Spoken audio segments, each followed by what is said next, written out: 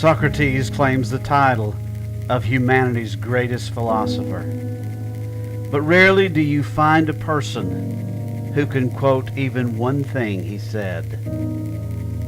Plato is celebrated as mankind's greatest thinker, but the attention of the nations is never focused on his tomb.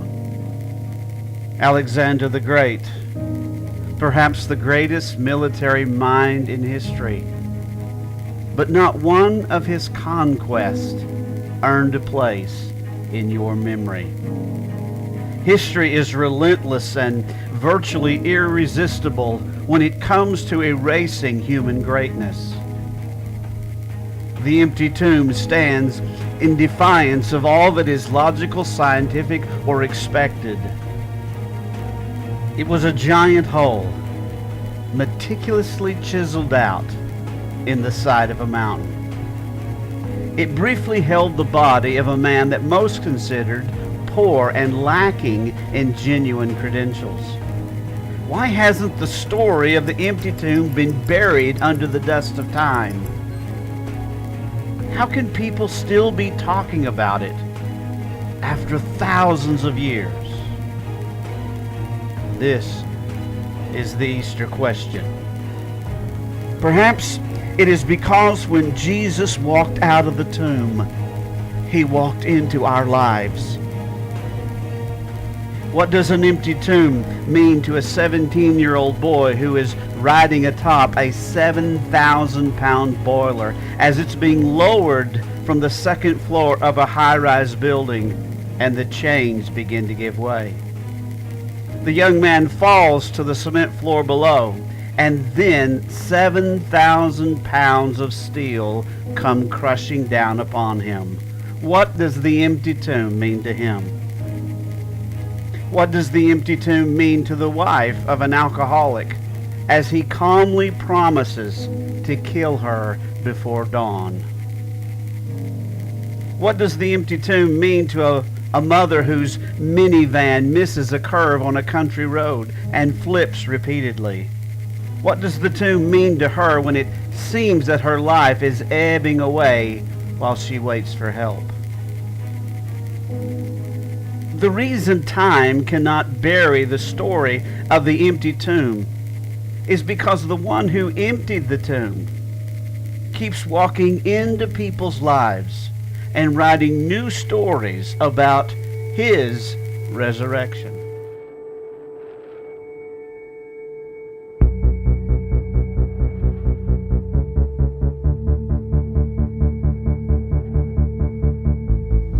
June 3rd, 1980, hot summer day.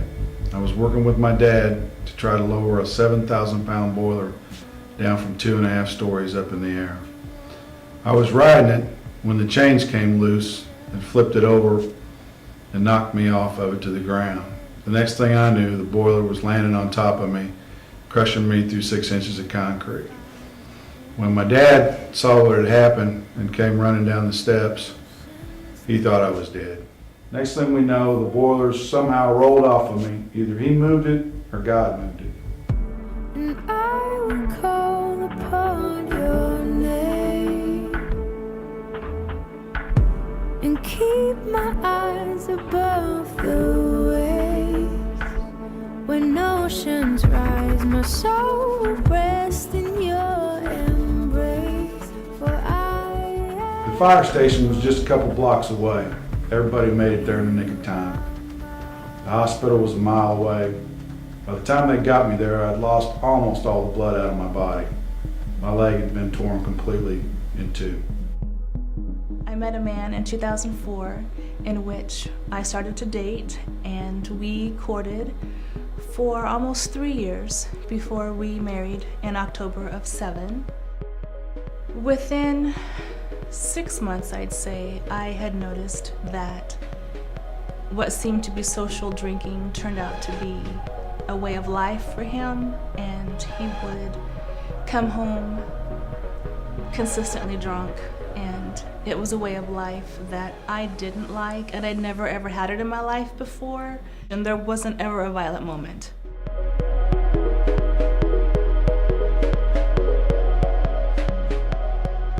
almost 5 years, I had tolerated the drunkenness and the unhappiness and camouflaged a lot of my moods when I was with people so that they wouldn't know from looking at me, life was full of despair.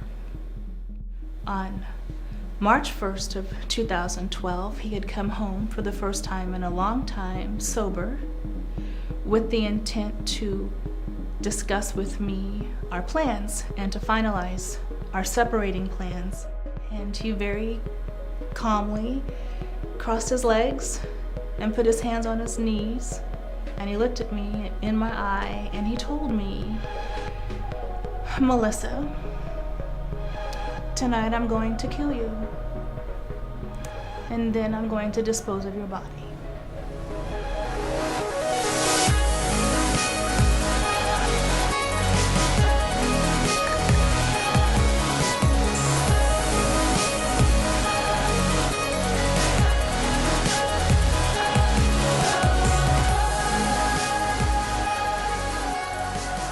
I was panicked and frozen to the point that I just got up really fast and I started towards my bedroom where I knew my phone was, and he said, "You're not going to make it back to your phone." And before I knew it, he had jumped from that dining room chair and grabbed the back of my hair and yanked me to the ground so fast. And he put his hands around my neck and he started choking and strangling me, and the struggle was very real and very scary, and I was kicking and scratching and trying to everything I could just to get his hands off of my throat so I could get air to talk and find out what was going on, other than the obvious. I wanted a reason.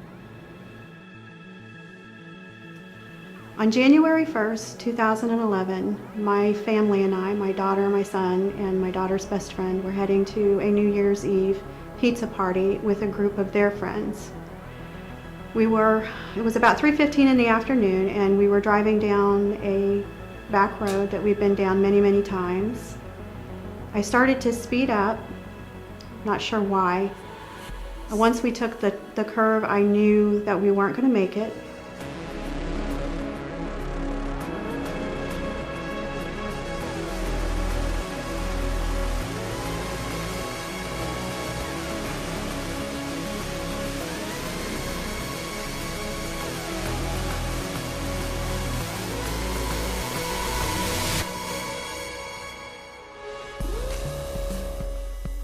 I held on to the steering wheel as hard as I could, but it didn't work. My tire had left the shoulder of the road.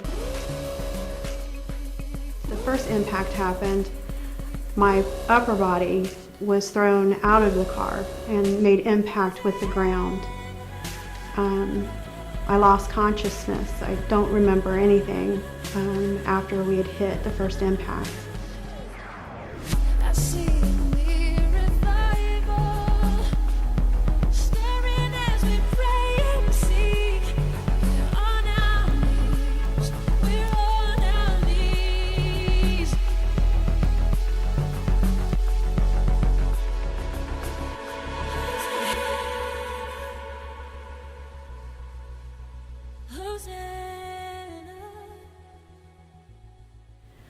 When the car hit the ground, I was thrown out of the vehicle, my upper body was, and made impact with the ground. And then I was knocked unconscious. When I came to, I felt no pain whatsoever. The first thing and the only thing that was on my mind was to make sure that my children were okay. And at that point, when I knew all of the kids were okay, that's when I started feeling the pain.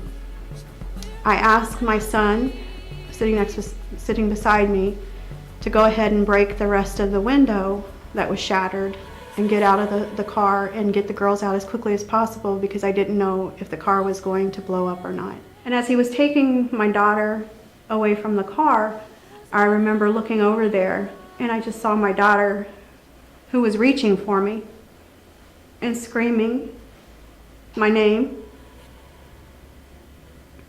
And then my son left the girls there and came back to me. I remember asking him to find my arm because I thought maybe they could reattach my arm if he found it in time. And so he reached behind me and brought my arm from behind me into the front.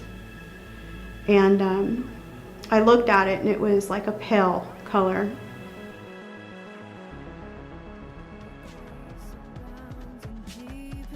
Well, they took him to North Kansas City Hospital, and they were not really set up as a trauma center then, so they were really having a struggle trying to keep him alive.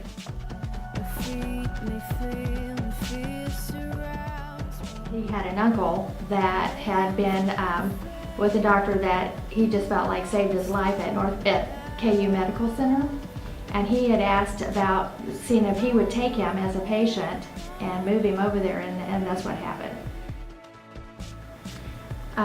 When I got over to KU and followed the ambulance over and walked in the front doors, physically I felt all this weight just roll off of my shoulders, and I just felt like God was telling me that he was going to live no matter. I didn't understand how he was going to live, but I knew that he was going to live. I didn't worry about that anymore. They ended up deciding that they were going to amputate his leg that very night. He had gangrene, they said, so bad that he should not have lived really past the first or second day after his injury.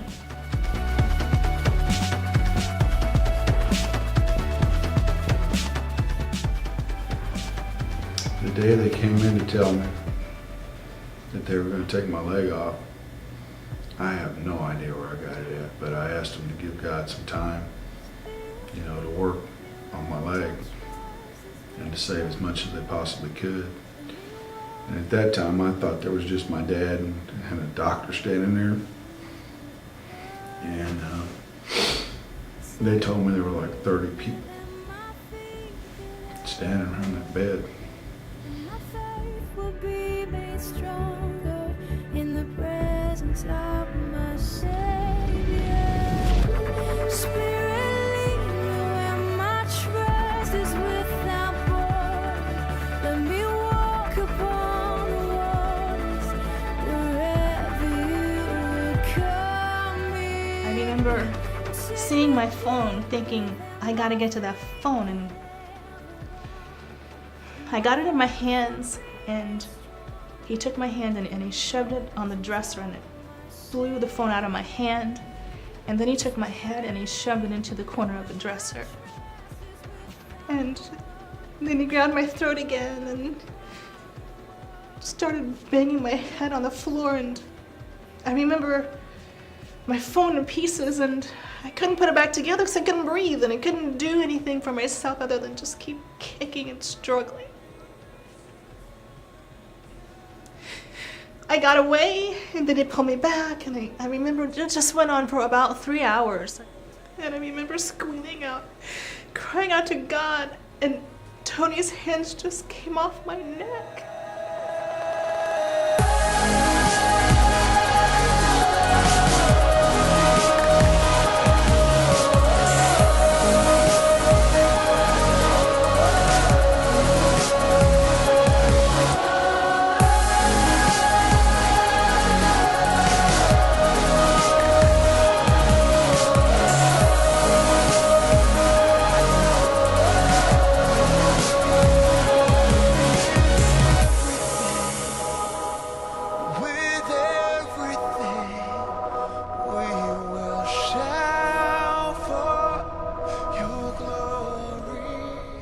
And I'm holding my throat, like feeling the air go in and out, and my chest working, and I looked at him like, I didn't know who he was at that moment. I remember sitting on the corner of my couch in a fetal position, very afraid to leave the house for fear he would grab the back of my hair again and pull me down and start all over. So I just stayed all night on my couch. The sun came up, so I got off the couch, and Tony at that point was asleep on the other couch. And I went to get ready for work like it was another work day. And I must not have looked in the mirror. I would have seen the results of the night, and I guess I didn't look in the mirror. I went on to work. My coworkers saw my face and my neck, and they just swarmed me, and what happened? And I just lost it. I found out later that I had 6 broken ribs and a punctured lung. And I was starting to gurgle up, aspirating on the blood. And I knew, because I had a medical background, what was going on. I was trying to stay awake because I kept passing out. Kept trying to stay awake long enough to tell my son how much I loved him.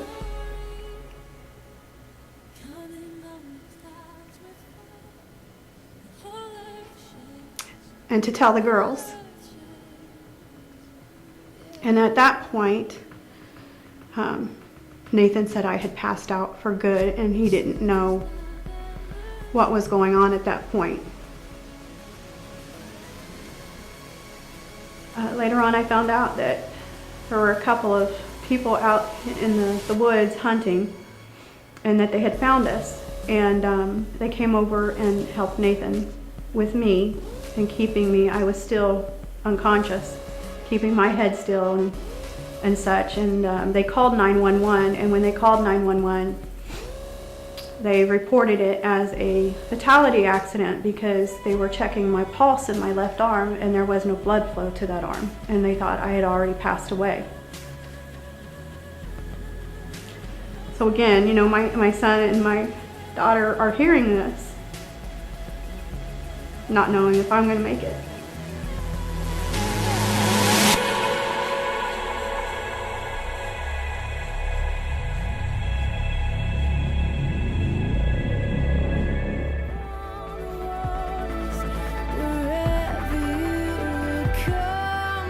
The doctor had explained to us before the surgery that the injury was so devastating at the top of his leg that they probably wouldn't be able to save enough leg that he would ever be a candidate for an artificial leg.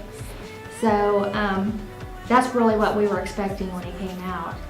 And when he came out of surgery, the doctor came out and said that, and he did say miraculously, we were able to save. He has, his amputation is about 5 inches above his knee, which is just a tremendous difference from what they thought. It'll be 34 years this summer. I'm still here, having a good time. So, been married for 32 years, got 2 wonderful girls, and having a lot of fun. Thank God I'm still here.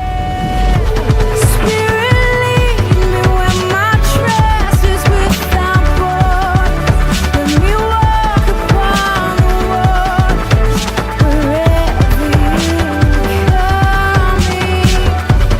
Take me deeper than my feet could ever wander, and my faith will be made stronger in the presence of my Savior.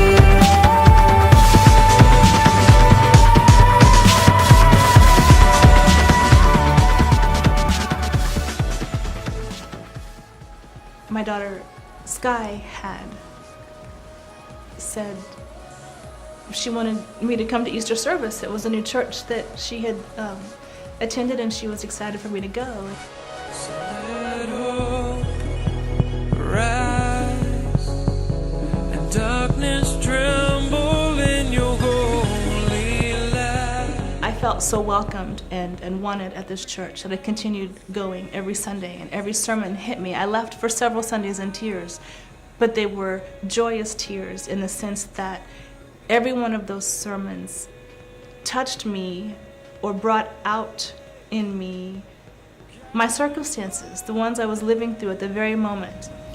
In that time, friendships were created and support teams, and the Bible studies, and I just wanted, I was hungry for all of this strength. Although I was getting stronger every day, I just felt like I was going to crumble the day of the actual sentencing for Tony's case, the assault case. And I reached out to my church family, and I had a team of warriors with me in the courtroom. I was notified that Tony ultimately did go to prison for what he had done to me. The blessings just kept falling out, and going back to school and finishing school and new friendships and an amazing church family. There is hope always when you walk with the Lord.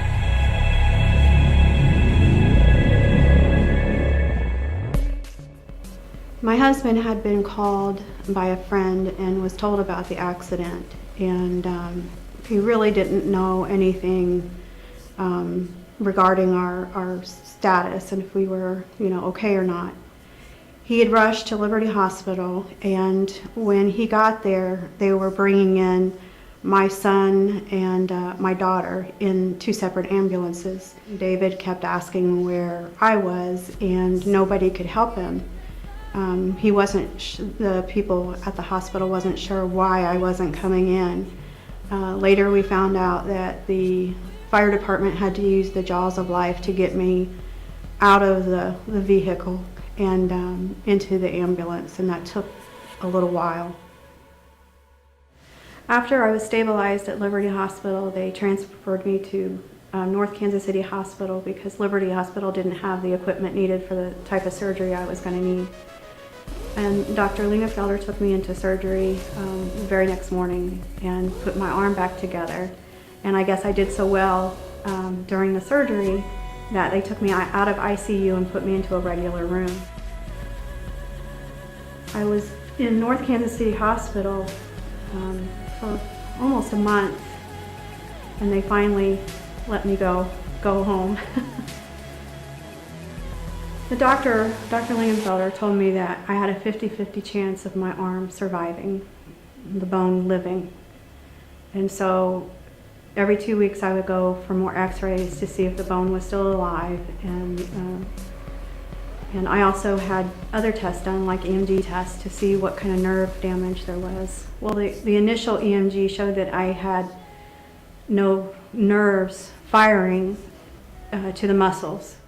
They sent me for a second EMG later, and that EMG, I had the doctor call over his assistant and say, "You need to come look at this."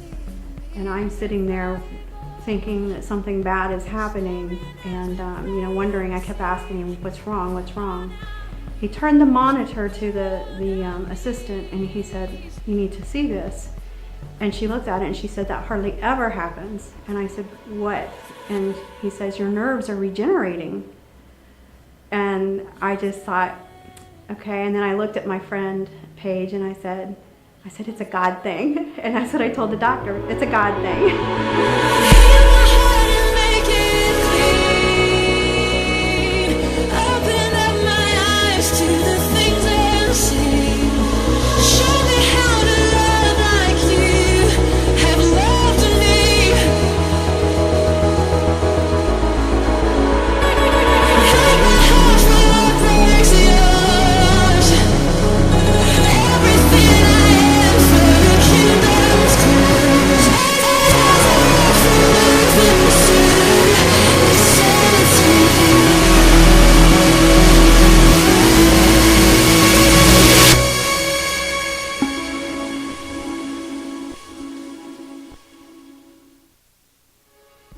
I know Jesus is alive, or I'd have never made it out of this. Well, I know Jesus is alive because of all the little miracles that I saw happen through this whole ordeal. Today I know that Jesus is alive because if he weren't alive, I would be dead. I know that Jesus lives. He's alive. He was alive with me in the car when I didn't think I was going to make it.